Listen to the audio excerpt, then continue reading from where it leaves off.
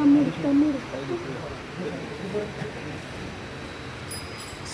علیکم ورحمۃ اللہ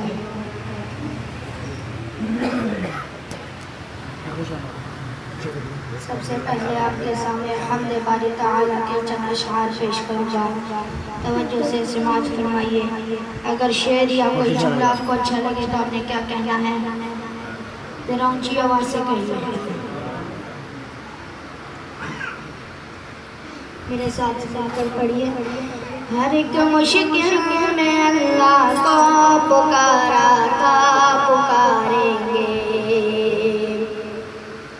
ہر ایک مشکل میں اللہ کو پکارا تھا، پکاریں گے۔ ہر ایک مشکل میں اللہ کو پکارا تھا، پکاریں گے۔ اسی کے سامنے سر کو جھکایا تھا، جھکائیں گے۔ اسی کے سامنے سر کو جھکایا تھا، جھکائیں گے۔ ہر ایک مشکل میں اللہ کو پکارا تھا، پکاریں گے۔ اور وہی ناظر، وہی ناظر، وہی قادر، وہی ناصر، وہی حاضر، وہی ناظر، وہی قادر، وہی ناصر، وہی محبوب ہے، اس کو بنایا تھا، بنائیں گے۔ ہر ایک مشکل میں اللہ کو پکارا تھا، پکاریں گے۔ اسی کے سامنے سر کو جھکایا تھا، جھکائیں گے۔ کہاں جائے سے یارو یا علی یا غوث کا نعرہ، کہاں جائے سے یارو یا علی یا غوث کا نعرہ، کہ یا اللہ مدد نعرہ لگایا تھا، لگائیں گے۔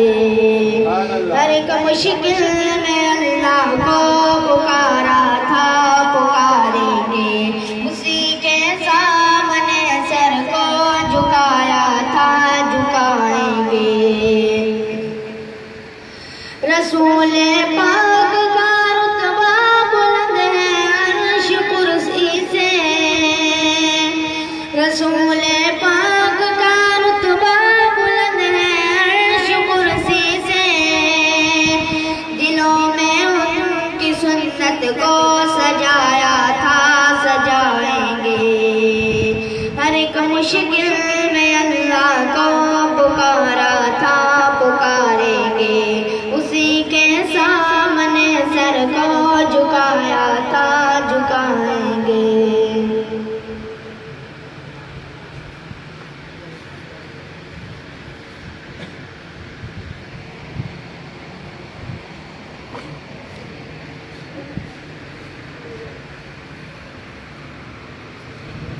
قرآن مجید کی طرف سے نظم پڑھیں۔ کلام اللہ جو پڑھتے ہیں، جو لوگوں کو پڑھاتے ہیں، کلام اللہ جو پڑھتے ہیں، جو لوگوں کو پڑھاتے ہیں، فرشتے پر بچھاتے ہیں، فرشتے پر بچھاتے ہیں، فرشتے پر بچھاتے ہیں، فرشتے پر بچھاتے ہیں۔ مل کر پڑھیے ذرا۔ کلام اللہ جو پڑھتے ہیں، جو لوگوں کو پڑھاتے ہیں، فرشتے پر بچھاتے ہیں، فرشتے پر بچھاتے ہیں، فرشتے پر بچھاتے ہیں، فرشتے پر بچھاتے ہیں۔ اسی قرآن میں خالد کو سیف اللہ بنایا تھا،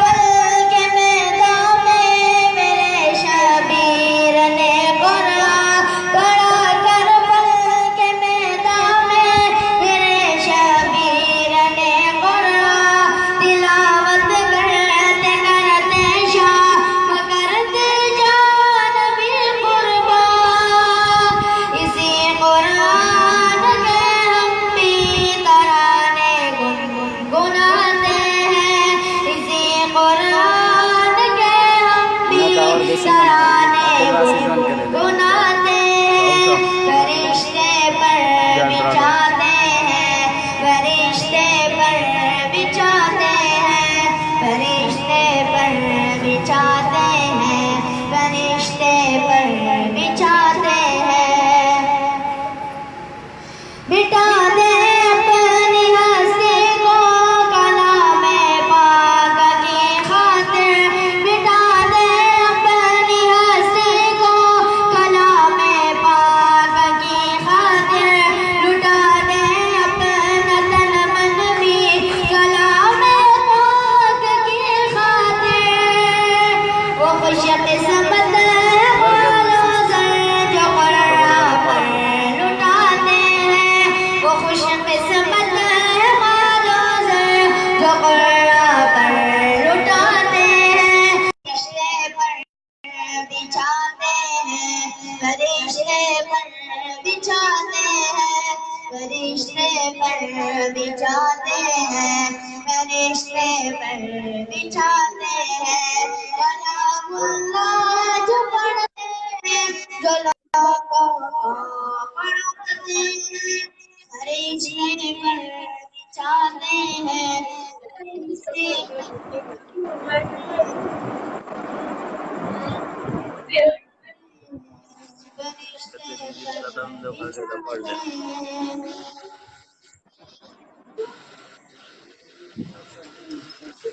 ماشاء اللہ. اور بہر بھائی ٹھیک ہو؟ ٹھیک ٹھاک الحمدللہ. آپ سناؤ امید بھائی ٹھیک ٹھاک ہو؟ آ جاؤ کدھر ہے یار کارخانے پہ آ جاؤ. میں یار گھر پہ ہی ہوں.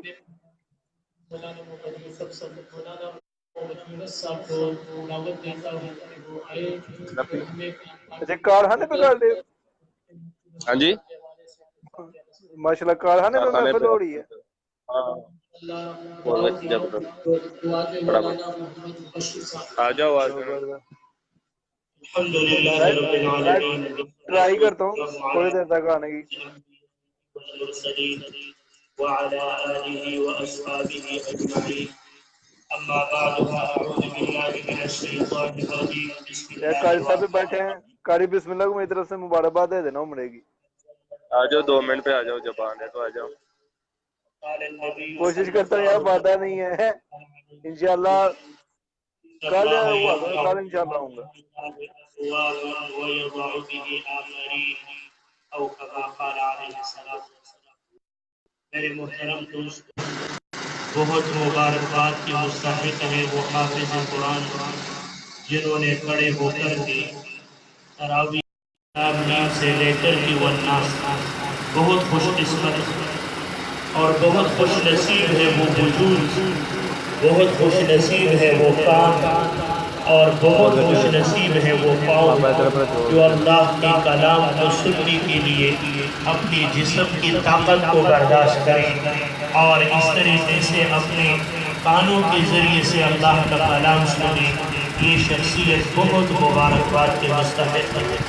قرآن کریم میں اللہ رب العزت نے جس چیز کو خوشی کہا ہے وہ قرآن مجید کے انتہا کو کہا ہے وَبِذَلِكَ فَلْيَفْرَحُوا. اللہ رب العزت نے فرمایا یہی موقع ہے کہ جس پر مسلمان کو خوش ہونا چاہیے.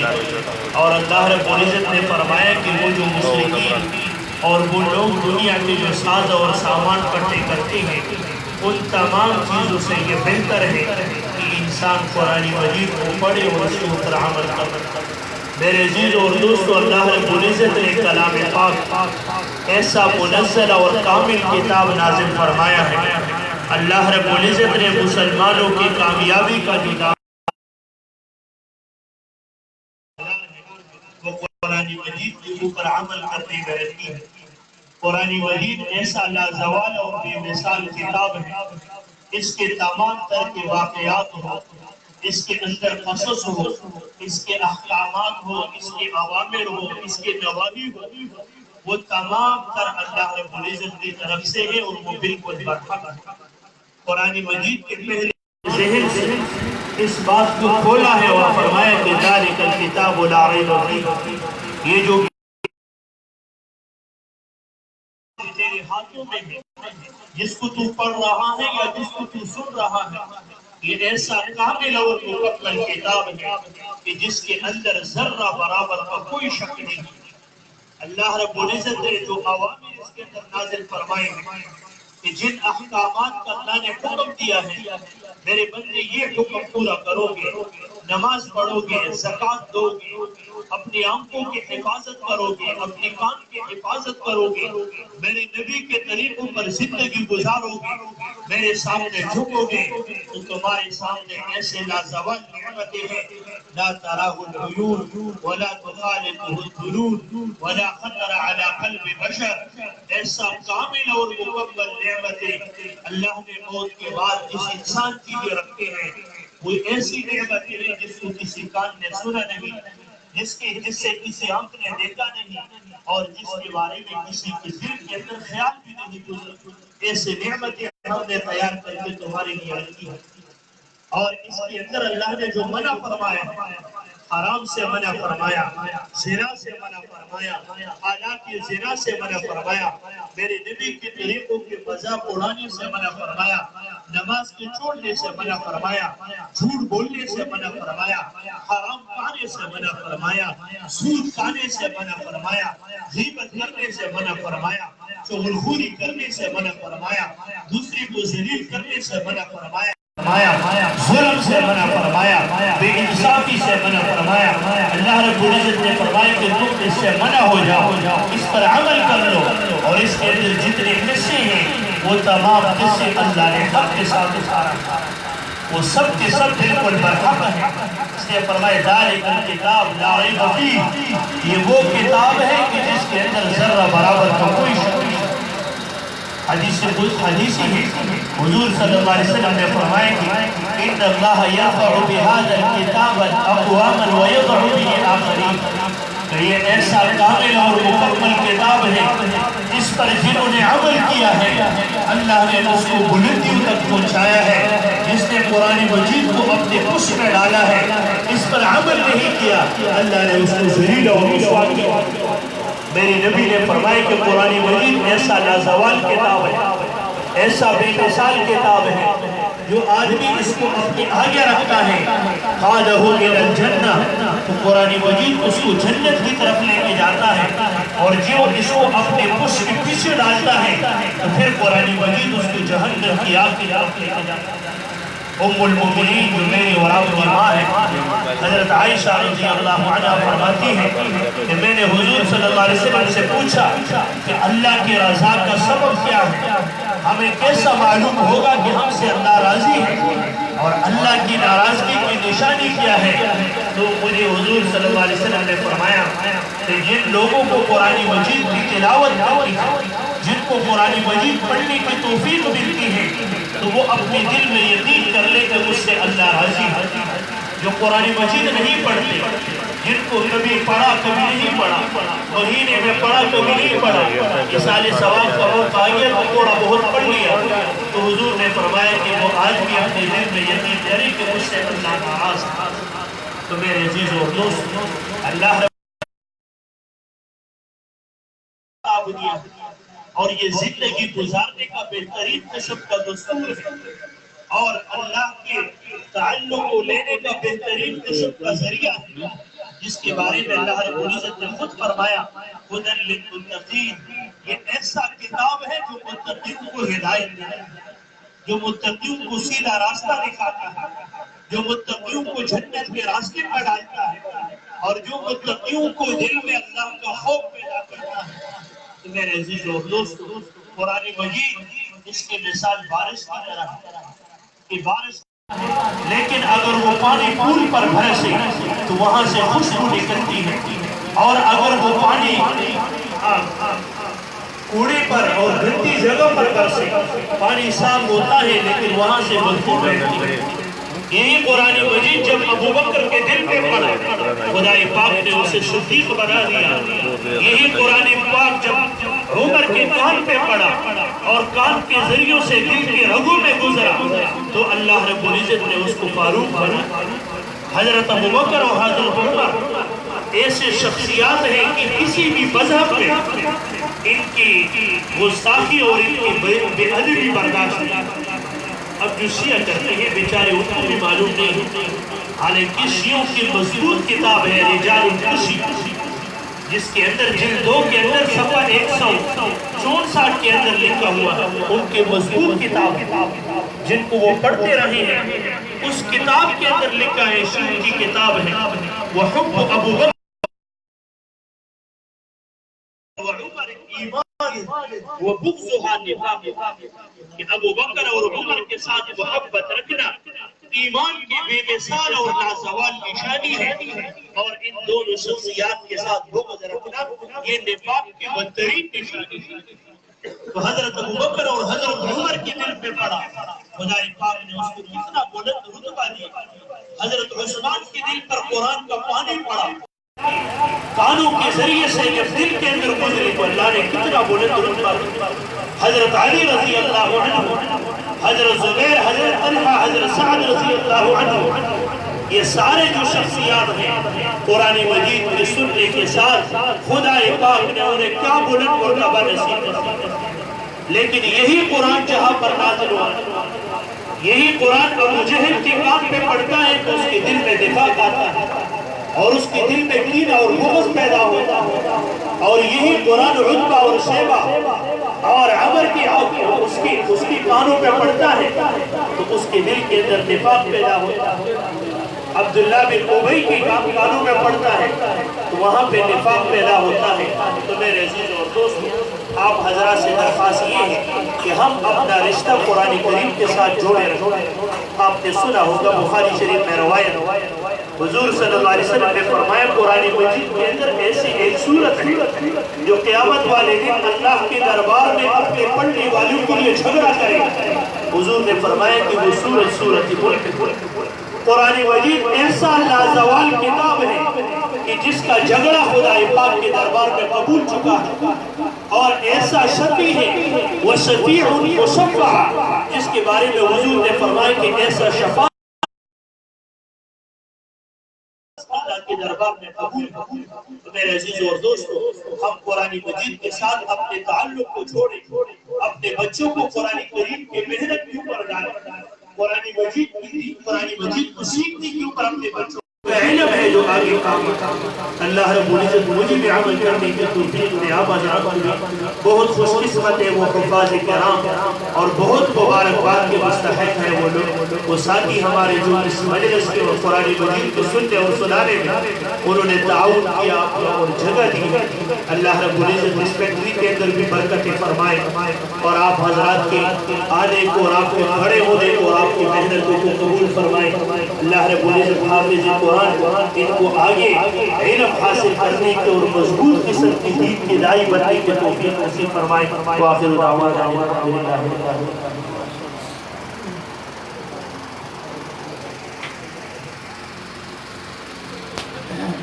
ماشاءاللہ عبد الواحد صاحب آپ کی بات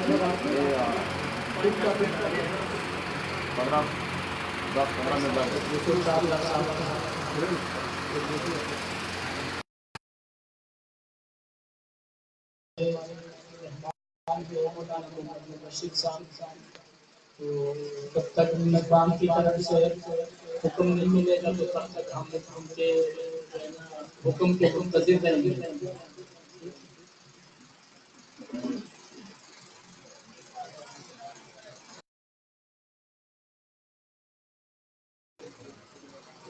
بسم اللہ الرحمن الرحیم محمد صلی اللہ علیہ وسلم۔ میرے دوستو، اللہ کی مدد کی آپ کریں، بہت شکر۔ اللہ تعالیٰ نے ہمیں جس میں اللہ کا قرآن الف لام سے لے کے والناس تک پڑھا گیا اور سنا گیا۔ اللہ کے محبوب صلی اللہ علیہ وسلم کا فرمان ہے، انس رضی اللہ عنہ سے روایت ہے، فرمایا کہ جہاں پر قرآن پاک کی تلاوت کو مکمل کیا جاتا ہے وہاں اللہ رب العزت اپنے بندوں کی دعاؤں کو قبول فرماتا ہے۔ کچھ باتیں عرض کروں گا اور جو سے سنیں گے انشاءاللہ بڑا فائدہ ہوگا۔ اللہ کے محبوب کا فرمان ہے کہ جب قرآن مکمل ہوتا ہے تو اللہ تعالیٰ دعاؤں کو قبول کرتے ہیں، اور پھر اللہ کے محبوب صلی اللہ علیہ وسلم نے ہمیں بالخصوص رمضان المبارک کی 7 راتوں کے اندر اپنے حضور دعائیں مانگنے کا، معافی مانگنے کا، التجا کرنے کا حکم دیا۔ اور یہ جو آج کی رات ہے، یہ 7 رات ہے اخیر عشرے کی راتوں میں سے، بالخصوص رمضان بھی ہے، 7 رات بھی ہے، قرآن پاک کا مکمل بھی ہے۔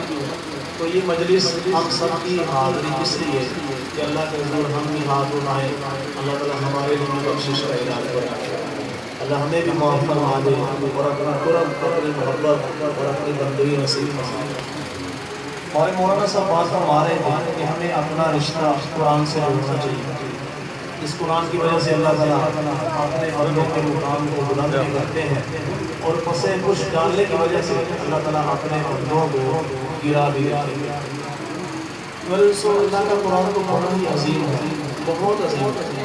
حضرت حذیفہ رضی اللہ تعالیٰ عنہ، اللہ کے محبوب صلی اللہ علیہ وسلم کے صحابی، پوچھے یا رسول اللہ دنیا میں آپ نے فرمایا کہ زمانہ آئے گا، کتنے ہوں گے، تو پھر نجات کا راستہ کیا ہوگا جب دنیا میں مسائل ہوں گے، فتنے ہوں گے، مصیبتیں ہوں گی؟ تو اللہ کے محبوب صلی اللہ علیہ وسلم نے ارشاد فرمایا تعلم کتاب اللہ عز وجل وتعمل فیہ فہو النجات۔ اللہ کا قرآن سیکھو، اس پر عمل کرو گے تو اللہ تعالیٰ تمہیں ہر قسم کے فتنوں سے محفوظ فرما دے گا۔ اس لیے اس طرح بچوں نے قرآن پڑھا، ہمیں بھی جس طرح مولانا فرمایا زندگی بھر اس کا معمول بنانا چاہیے، روزانہ کچھ نہ کچھ قرآن پڑھ دیا کریں۔ ایک چھوٹی سی سورت کی خلاص اس کے متعلق تھوڑی سی بات عرض کرتا ہوں۔ اللہ کے محبوب صلی اللہ علیہ وسلم کے متعلق آتا ہے کہ آپ صلی اللہ علیہ وسلم اکثر وتر نماز کے اندر اور صبح کی فجر نماز کی سنتوں کے اندر اس سورت کو اکثر پڑھا کرتے ہیں، جسے بات کے اندر آتا ہے قل یا ایھا الکافرون قل ھو اللہ احد۔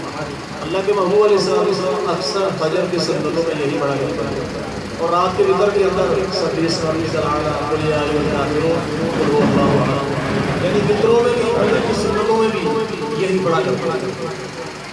میرے دوستوں بزرگوں، اللہ کے محبوب صلی اللہ علیہ وسلم کا فرمان ہے کہ جو مومن بندہ سورت اخلاص کو 3 مرتبہ قل ھو اللہ احد اللہ الصمد لم یلد ولم یولد ولم یکن لہ کفوا احد 3 مرتبہ پڑھ دیتا ہے، اللہ تعالیٰ اپنے اس بندے کو پورا قرآن پاک پڑھنے کا ثواب عطا فرما دیتے ہیں۔ سارے کہتے ہیں سبحان اللہ۔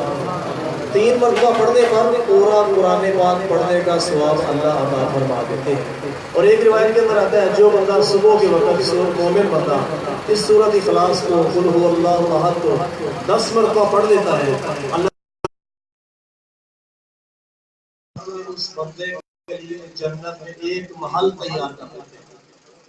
سورۃ اخلاص 10 مرتبہ پڑھنے پر جنت میں ایک محل بن جاتا ہے۔ تو حضرت عمر رضی اللہ تعالیٰ نے پوچھا اے اللہ کے محبوب، اگر ایک بندہ صلی اللہ علیہ وسلم نے ارشاد فرمایا اللہ اپنے بندے کے 2 محل جنت کے اندر تیار فرما دیں گے، کہ یا رسول اللہ اگر کوئی مومن بندہ 30 مرتبہ سورۃ اخلاص کو پڑھے تو اللہ کے محبوب علیہ السلام نے فرمایا اللہ اپنے اس بندے کے 3 محل جنت کے اندر تیار فرما دیں گے۔ تو حضرت عمر رضی اللہ عنہ عرض کر رہے ہیں یا رسول اللہ اس طرح تو مومن بندہ آخرت کے بڑے گھر بنائے گا۔ اللہ کے محبوب علیہ السلام نے ارشاد فرمایا کہ تم جتنا بھی کرو گے وہ تمہارا پروردگار بادشاہ شہنشاہ تمہارے کیے سے تمہیں زیادہ عطا فرمائے گا۔ تو کیونکہ مومن کے لیے آخرت ہے، دنیا اللہ تعالیٰ اس کو زیادہ نہیں دینا چاہتے، کہیں یہیں میں غرق نہ ہو جائے، یہیں نہ دفن ہو جائے، اسی میں آخرت کو اللہ کو جنت کو بھول نہ جائے، اس لیے اللہ کی حکمتیں ہیں۔ تو میرے بزرگوں ایک روایت میں آتا ہے جو 10 مرتبہ اس سورت کو پڑھ لیتا ہے اللہ تعالیٰ سارا دن شیطان سے محفوظ فرما دیتا ہے۔ 10 مرتبہ پڑھنے پر اللہ تعالیٰ اس بندے کے لیے جنت میں اس کی ایک نکاح کے ساتھ ایک حور کا انتظام فرما دیتے ہیں، یعنی بے شمار۔ میرے بزرگوں اگر اس کے ساتھ اگر 10 مرتبہ سورۃ بندہ اخلاص پڑھ لیتا ہے تو اللہ تعالیٰ اس کو 3.25 قرآن پاک پڑھنے کا ثواب ہی عطا کرتا ہے۔ تو میرے بزرگوں آج کی اس مجلس میں ایک تو یہ ہے کہ روٹین کے اندر ہم قرآن پاک کی تلاوت کریں، نیت کر لیں کہ انشاءاللہ ہم 10 مرتبہ کو کم از کم اس سورۃ اخلاص کو روزانہ پڑھ ہی لیں۔ کتنی بڑی آخرت کی کمائی ہو سکتی ہے۔ مولانا نے کہا فرمایا کہ روزانہ کچھ قرآن پڑھ لیں تو تو 10 مرتبہ سورۃ اخلاص پڑھنے پر اتنی نعمتیں اللہ کی، اتنی فضائل. ایک صحابی اکثر اس سورت کو پڑھتے تھے. پوچھا کیوں پڑھتے ہو یا رسول اللہ؟ اس سے محبت ہے، اللہ کی وحدانیت ہے. فرمایا اس سورت کی محبت تمہیں جنت میں داخل کر دے گا. تو میرے بزرگوں ہم بھی نیت کر لیں، کم از کم 10 مرتبہ تو نیت کر ہی لیں اس سورت کو روزانہ. قل هو اللہ احد اللہ الصمد لم یلد ولم یولد ولم یکن له کفوا احد. کوئی مشکل نہیں ہے، کوئی مشکل نہیں ہے. 10 مرتبہ پڑھنے پر ہاں جی جتنی اللہ تعالیٰ کے محبوب نے ہمیں فضائل سنائے، اس کے علاوہ بے شمار اس کی فضیلتیں ہیں. تو میرے عزیز دوستو، جو قرآن کی ایک چھوٹی سی سورت کی تلاوت پر اللہ تعالیٰ نے یہ اجر اور یہ مقام رکھا ہے، تو جو مومن بندہ سارا قرآن سیکھے گا، اللہ کا سارا قرآن اس پر عمل کرے گا، اللہ کے سارے قرآن کو آگے دنیا میں زندہ کرے گا، اس کے لیے اللہ کی طرف سے کیا کیا انعامات ہوں گے، کیا کیا رحمتیں ہوں گی، کیا کیا برکتیں ہوں گی. تو اس لیے ایک تو ہم خود بھی نیت کریں انشاءاللہ تعالیٰ اللہ کے قرآن کو سیکھنے. اللہ کے نبی علیہ السلام کے صحابہ، اللہ کے نبی علیہ السلام کے صحابہ آپ کے بارے میں آتا ہے. اللہ کے نبی علیہ السلام ایک مرتبہ بیت اللہ کا طواف کر رہے تھے. بیت اللہ کا تو آپ کے ساتھ بوڑھے بوڑھے 5 صحابہ تھے جو نئے نئے مسلمان ہوئے تھے. اللہ کے محبوب صلی اللہ علیہ وسلم بیت اللہ کا طواف کر رہے ہیں اور جو بوڑھے بوڑھے صحابہ ہیں ان کو سورۃ فاتحہ سکھا رہے تھے. الحمدللہ رب العالمین الرحمن. تو اپنے صحابہ کو بڑھاپے میں بھی، آخری عمر میں بھی قرآن سکھا. میرے دوستو، ہم زندگی کے جس حصے میں ہیں اپنے بچوں کی بھی فکر کرنی ہے، خود بھی قرآن سیکھنا ہے. جوانی میں ہے، بڑھاپے میں ہے، جس حالت میں بھی ہے ہمیں اس سے اپنا رشتہ جوڑنا ہے. یہ ہمارا آخرت کا سرمایہ ہے، ہمارا خزانہ ہے. سیکھیں گے، تلاوت کریں گے، عمل کریں گے، دنیا میں بھی وہ رحمتیں، برکتیں، عزتیں، رفعتیں، پھر اللہ کے دربار میں عزتیں. اب یہ جو دونوں بچے ہیں اللہ کا شکر ہے، یہ دونوں میرے پاس پڑھتے تھے دارالشعبیہ میں. مجھے کہنے لگے استاد جی کہ ہمارا ختم قرآن ہے تو دعا میں آپ کی شرکت کر لیں. میں نے کہا یہ میری سعادت ہے کہ میں آپ کے ہاں حاضری بھرنا. یہاں پہ تو ہمارے بزرگ ہیں، مولانا اسماعیل صاحب ہیں، ہمارے بزرگوں میں سے ہیں مولانا صاحب، مولانا یونس صاحب. تو میری شرکت اصل یہاں پہ دعا میں حاضری تھی. ان بچوں کا قرآن مکمل ہوا ہے. اللہ تعالیٰ میری بھی اس وجہ سے بخشش فرما دے، ہم سب کی اللہ بخشش فرما دے. تو عزیز دوستو، کون کون نیت کرتا ہے انشاءاللہ ہم سورۃ اخلاص کو 10 مرتبہ پڑھا کریں. اللہ تعالیٰ آپ کو بہت جزائے خیر دے، ہم سب کو اس پر استقامت نصیب فرمائے. تو اس لیے یہ قرآن کی ایک سورت پر ہے، تو جو سارا قرآن پڑھے گا. اور ایک روایت کے اندر آتا ہے کہ جو مومن بندہ صبح کے وقت سورۃ یاسین شریف پڑھ لیتا ہے، اللہ رب العزت کی ذات اپنے بندے کے سارے دن کے کاموں کو آسان فرما دیتے ہیں. اللہ پاک سارا دن اپنے بندوں کے کاموں میں اپنے بندے کی مدد کرتے ہیں. جو بندہ صبح کے وقت سورۃ یاسین پڑھتا ہے تو ہم اس کی بھی نیت کر لیں. اور ایک مرتبہ سورۃ یاسین پڑھنے کا اللہ کی طرف سے بندے کو 10 قرآن پاک پڑھنے کا ثواب عطا کر دیا جاتا ہے. ایک مرتبہ سورۃ یاسین پڑھ دے. تو جو آخر میں بچے بیٹھے ہوئے ہیں ہماری بات توجہ سے سنیں گے تو انشاءاللہ فائدہ ہوگا. آگے بھائی جان، میری جان آگے فائدے کی باتیں ہو رہی ہیں. پاک رات ہے، آجر ہوگا، قریب آ جائیں. یہ تو قلب سے سننے والی چیز ہے، یہ اللہ کی بڑی کرم نوازی ہوتی ہے یہ دین کی بات کو سننا. اس لیے دوسری بات اس حوالے سے بھی میرے خیال یہ کارنامہ ہے تو آج کے دور میں ہر بندہ معاش کے حوالے سے پریشان ہے. اللہ تعالیٰ نے اس کی بھی ساری برکتیں دین کے ساتھ وابستہ کی ہوئی ہیں. آج ہمارے سیالکوٹ کی دنیا میں آپ کو کروڑوں پتی، اربوں پتی ملیں گے لیکن غموں سے، پریشانیوں سے، دکھوں سے بھرے ہوئے. غریب بھی، بادشاہ بھی. کیوں؟ آج ہم سارے دین سے دور ہیں. دین سے دوری کی وجہ سے ساری پریشانی، دین سے دوری کی. اور یہ دین ہی ہے جو برکتوں کا ذریعہ. اس لیے سو ہم ایک تو ہمیشہ 5 وقت، اللہ کا شکر ہے آپ کے جو کلچر کے لوگ ہیں ہمیشہ اہتمام کرتے ہیں. 5 وقت نماز کا تو اہتمام ہمیں کرنا ہی کرنا ہے. قرآن پاک کی تلاوت کا اہتمام ہمیں کرنا ہی کرنا ہے. انشاءاللہ اللہ کی تعالیٰ یاد کرنا ہی کرنا ہے انشاءاللہ. اور زندگی ہے ہم نے اپنے بڑوں سے، بزرگوں سے سنا، زندگی ایسے گزارو تاکہ تمہاری ذات سے کسی کو دکھ نہ پہنچے، کسی کو تکلیف نہ پہنچے. تم جہاں بھی ہو تم سے لوگوں کو راحت پہنچے. تم جہاں جاؤ لوگ خوش ہو جائیں، مجلس تمہارے جانے کی وجہ سے مبالا ہو جائے، اس کی رفع و رونق زیادہ ہو جائے. لوگوں کے دلوں کے جو پودے ہیں ان میں پھول کھل جائے تمہارے جانے کی وجہ سے. تم جس مجلس میں بھی جاؤ ایسا بندہ اللہ کی نظر میں بھی عزت والا مقبول اور دنیا میں بھی مقبول ہوتا ہے۔ اسلام نے ہمیں یہ حکم دے دیا ہے کہ زندگی میں کسی کو تکلیف کرو، راحت والی زندگی، دوسروں کے لیے راحت بن کی زندگی گزارو۔ اس لیے ہم ہمیشہ ان اعمال کا بھی اہتمام کریں گے، اور کچھ چیزیں میں عرض کرتا ہوں بڑی اہم باتیں ہیں، انشاءاللہ فائدہ ہوگا اگر ہم ان کو لے لیں گے۔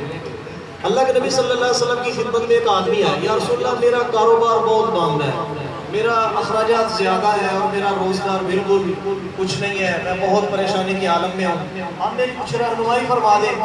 تو اللہ کے محبوب صلی اللہ علیہ وسلم نے فرمایا ہے میرے صحابی، تم ان الفاظ میں اپنے پروردگار کو کیوں نہیں یاد کرتے جن کی وجہ سے ساری مخلوق کو روزی دی جاتی ہے؟ پروردگار اللہ کے محبوب آپ فرمائیں، سارا آنکھوں پر ہم آپ کی بات کو تو دل پہ لکھتے ہیں، عمل کرتے ہیں۔ تو اللہ کے نبی علیہ السلام نے ارشاد فرمایا جب صبح صادق ہو جائے، صبح کی اذان ہو جائے تو ایک تسبیح سبحان اللہ و بحمدہ سبحان اللہ العظیم استغفر اللہ اس کی پڑھ لیا کرو، اس کی برکت سے اللہ تعالیٰ تمہارے اوپر رزق کے دروازوں کو کشادہ فرما دے گا، تمہارے رزق میں برکت کر دیں گے، تمہارے کاروبار کو چار چاند لگا دیں گے۔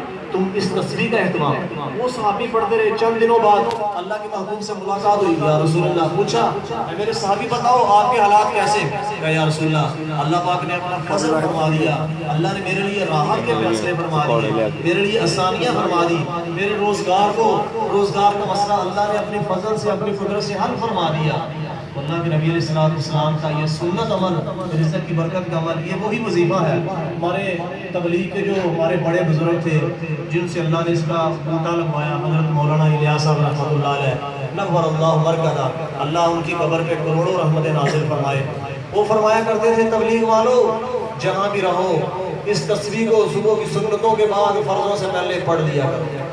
ہر تبلیغ والے کو یہ کہا کرتے تھے صبح اس کی ایک تصویر پڑھ لیا کرو، سبحان اللہ و بحمدہ سبحان اللہ العظیم استغفر اللہ، اللہ اس کی برکت سے تمہارے مسائل کو حل فرما دے۔ یہ اللہ کے نبی صلی اللہ علیہ وسلم کا رزق کی تنگی کو دور کرنے کا بتایا ہوا سنت طریقہ ہے۔ فرض نماز کے ساتھ آج کی مجلس میں اس کی بھی نیت کر لیں۔ آج کل سحری میں بندہ اٹھتا ہے، فجر کی اذان کے بعد ویسے ہی جاگنا ہوتا ہے، فرضوں تک اگر بندہ ایک تصویر پڑھ لے، رمضان کے دنوں میں نیت کر لے، اللہ بعد میں بھی پڑھنے کی توفیق نصیب کرے۔ اور اللہ کے فضل سے جب انسان کرنا شروع کرتا ہے، کرتے کرتے کرتے ایک وقت آتا ہے اللہ اس عمل کی طاقت کو ظاہر کرتے ہیں اور اپنے بندے کے حالات کو تبدیل فرما دیتے ہیں۔ تو کون کون نیت کرتے ہیں انشاءاللہ ہم اس تصویر کو بھی پڑھا جائے گا۔ صبح کی اذان کے بعد سبحان اللہ و بحمدہ سبحان اللہ العظیم استغفر اللہ 100 دفعہ ہو جائے تو نور علی نور، ورنہ جتنی دفعہ ہو سکے اس کو پڑھ دو۔ اس وقت موقع مل جائے پڑھ دو، نہیں ملا تو فجر کے بعد ہی پڑھ دو، دن کے کسی وقت نہیں پڑھ دو۔ اللہ کی تسبیح ہے، اللہ سے معافی ہے، اس میں کیا حرج ہے؟ کسی بھی وقت انسان اپنے پروردگار کو یاد کرے۔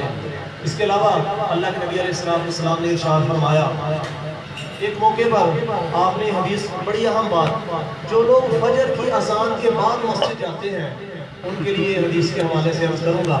اللہ کے نبی علیہ السلام نے ارشاد فرمایا جو بندہ فجر کی سنتیں گھر پر پڑھ کے مسجد میں جاتا ہے، فرض نمازوں کی تو گنجائش نہیں ہے گھر پہ پڑھنے کی، فرض کو تو ہر حال میں مسجد میں پڑھنا پڑے گا، فجر کی جو سنتیں گھر پر پڑھ کے جائے گا، اللہ کے محبوب نے فرمایا اللہ اس کو 3 انعام دے گا۔ ایک انعام یہ، اللہ تعالیٰ اس کے گھر کے جھگڑوں کو ختم فرما دے گا، اس کے گھر کی تنگی کو دور فرما دیں گے، گھر کی پریشانیوں کو دور فرما دیں گے۔ دوسری بات اللہ اس کے رزق میں برکت عطا فرما دے گا۔ تیسری بات اللہ اس بندے کا خاتمہ ایمان پر فرما دیں گے۔ اور اللہ کے نبی صلی اللہ علیہ وسلم کی سنت بھی ہے کہ آپ اکثر فجر کی سنتیں گھر پہ پڑھ کے مسجد میں جایا کرتے ہیں۔ تو ہم بھی اگر فجر کی اذان سے بعض لوگ پہلے چلے جاتے ہیں، وہ بڑے لوگ ہیں اس دنیا کے جو تہجد مسجد میں پڑھتے ہیں، ان کو ہم سیلوٹ کرتے ہیں، ان کے قدموں کی خاک اللہ ہمیں ایسے لوگوں کے پہنچ چومنے کی توفیق نصیب فرمائے جن کو سحری میں اللہ کے گھر کی حاضری نصیب ہوتی ہے۔ البتہ جو فجر کی اذان کے بعد جاتے ہیں ان کو چاہیے کہ فجر کی 2 سنتیں گھر پر پڑھ کے چلائیں۔ گھر پر نماز پڑھنے کے اور کیا فائدے ہوں گے؟ عورتیں دیکھیں گی ان کو بھی شوق پیدا ہوگا، بچے دیکھیں گے ان کو بھی شوق پیدا ہوگا، گھر پہ نماز پڑھی جائے گی، گھر میں برکت ہوگی۔ اس لیے ہم سنتوں کا کبھی کبھی گھر پہ پڑھا کریں، اپنی گھر کی عورتوں کو سامنے پتہ چلے ہم نماز پڑھ رہے ہیں۔ تو میرے عزیز دوستوں یہ اللہ کے نبی کا بتایا ہوا رزق کی برکت کا ایک اور عمل میں نے بتا دیا کہ صبح کی سنتیں ہم گھر پر پڑھ کے چلے جائیں، اس کی ہم نیت کر لیں تو اللہ تعالیٰ اس کی بہت برکت نصیب فرمائے گا۔ تو اس لیے بہت یہ خیر کی چیزیں ہیں، برکت کی چیزیں ہیں جو میں آپ کو عرض کر رہا ہوں۔ اللہ تعالیٰ ہمیں سمجھ نصیب فرمائے، عمل کی توفیق نصیب فرمائے۔ اور میرے دوستوں بزرگوں، ہم اس کے ساتھ ساتھ یہ جو آج کی مجلس ہے یہ دعا کی قبولیت کی مجلس ہے۔ اللہ کے محبوب کا فرمان ہے نا، تو جب تک بندہ قرآن کی مجلس میں مومن بندہ شریک ہوتا ہے، اللہ ان خطاؤں کو معاف کرتا ہے۔ میری بات سمجھ آ رہی ہے نا میرے دوستوں؟ ایک اور بات عرض کروں گا کہ ہم دنیا کے اندر اپنی آخرت بنانے کے لیے، اپنی جنت بنانے کے لیے آئے ہیں۔ دنیا میں کاروبار، بیوی بچے، دوڑ دھوپ، یہ ساری چیزیں اپنی جگہ، لیکن اصل مقصد دنیا میں آنے کا وہ آخرت ہے جو ہمارا ہمیشہ کا گھر ہے، ہمیشہ کا ٹھکانہ۔ اللہ کے نبی صلی اللہ علیہ وسلم کا فرمان ہے، اہم بات ہے، توجہ سے بھائی شباد سن لو، کرنے والی بات ہے۔ اللہ کے محبوب کا فرمان نہیں ہے، تے آئیو تے کارخانے آئیو، جب تک قرآن پاک کی تلاوت کرتا رہتا ہے، اللہ تعالیٰ اپنے بندے کے لیے جنت میں فرشتوں کے ذریعے جنت کے محل بناتے رہتے ہیں۔ کہہ دو نا سبحان اللہ، سبحان اللہ۔ بندہ قرآن کی تلاوت کرتا رہتا ہے تو کیا ہوتا ہے، جنت میں فرشتے وہاں پہ محل بنانا شروع کر دیتے ہیں۔ اس کے لیے تلاوت سے رک جاتا ہے، وہ گھر بنانا بھی روک دیتے ہیں۔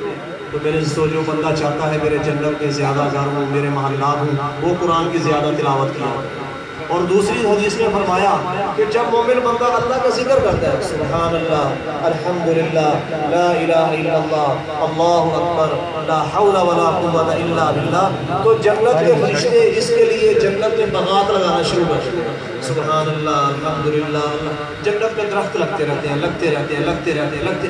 اب ہر بندہ دنیا کے اندر اس کے پاس اختیار ہے، اپنی جتنی بڑی جنت بنا لے، اپنے جتنے مرضی جنت میں بغات لگا لے۔ اللہ کے نبی علیہ السلام جب معراج پہ گئے تھے، ابراہیم علیہ السلام سے ملاقات ہوئی تھی، کہا اپنی امت کو میرا سلام کہنا، سب کہتے ہیں علیکہ وعلیہ السلام، علیکہ وعلیہ السلام۔ اور یہ کہا اپنی امت کو میرا پیغام دینا کہ جنت چڑیل میدان ہے، جنت صاف میدان ہے، اور جنت کے پودے سبحان اللہ، الحمدللہ، لا الہ الا اللہ، اللہ اکبر، لا حول ولا قوت الا باللہ۔ یہ جنت، یہ دنیا کی زندگی تھوڑی ہے، یہ لگاتے رہنا اپنے قرآن پڑھ کے، سورۃ اخلاص پڑھ کے جنت میں محال بناتے رہنا، اپنی آخرت بناتے رہنا۔ تو میرے دوستوں، یہ وہ اعمال ہیں ہم کریں گے، ہماری آخرت بن جائے۔ آج جو باہر معاشرے میں ہمارا ماحول بنا ہوا ہے، دنیا ہی دنیا، دنیا ہی دنیا، دنیا ہی دنیا، ہم بھی اسی میں ہی ہیں۔ ہم کوئی چوتھے آسمان سے اترے ہوئے نہیں، ہمارا بھی حال یہی ہے، ہمارا حال بھی یہی ہے۔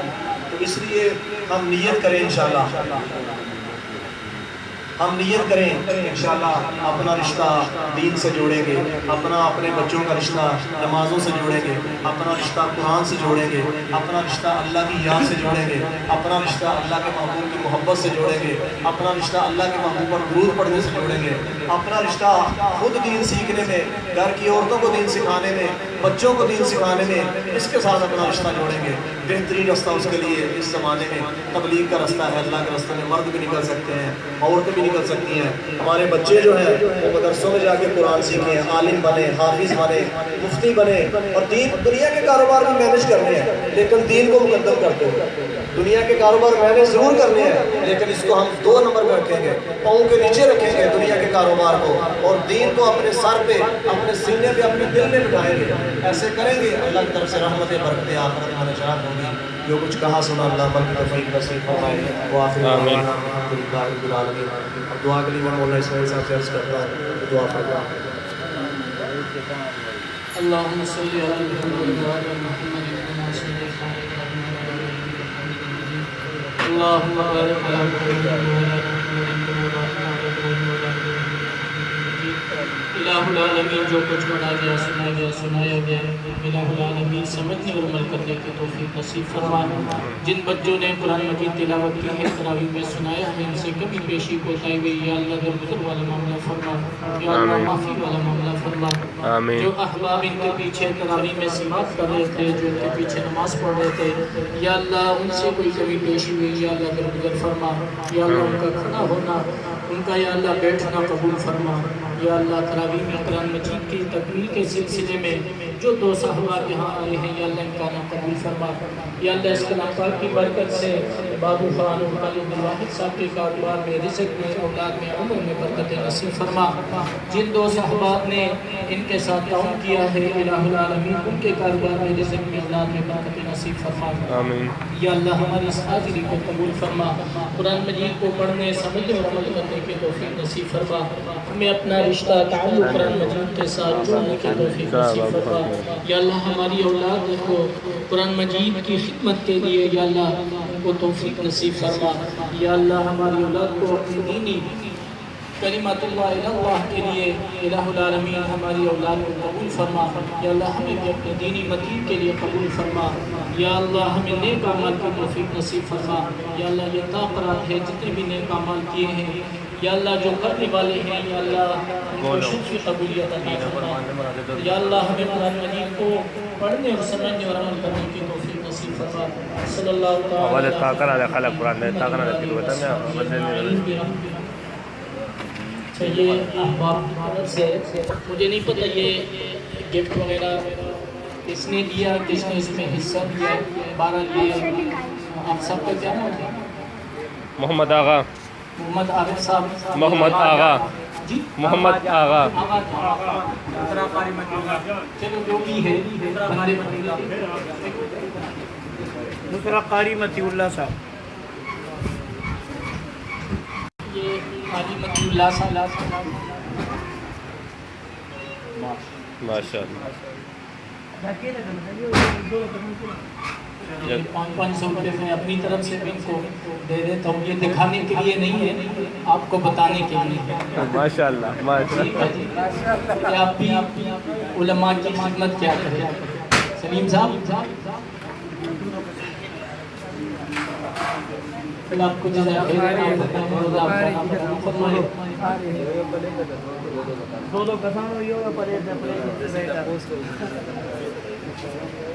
ساری 24 گھنٹے بڑا خوراک خبر ہے کہ یہاں پہ یہ خانہ قاری صاحبان کی کچھ مٹھائی ہے. جن 2 صاحبان نے بھی حصہ ڈالا ہے اللہ قبول فرمائے. آمین. ابھی ان کو کہا نہیں کہ کھائے بھارت سے آگے لے جاؤ.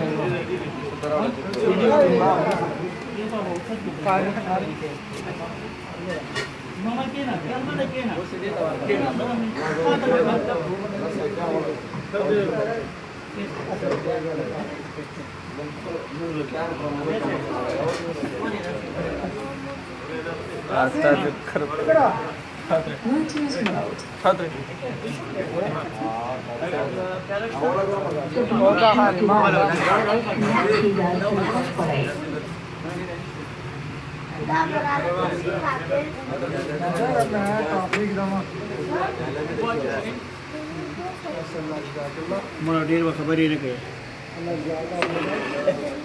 કેનું જે ટાઈમ કે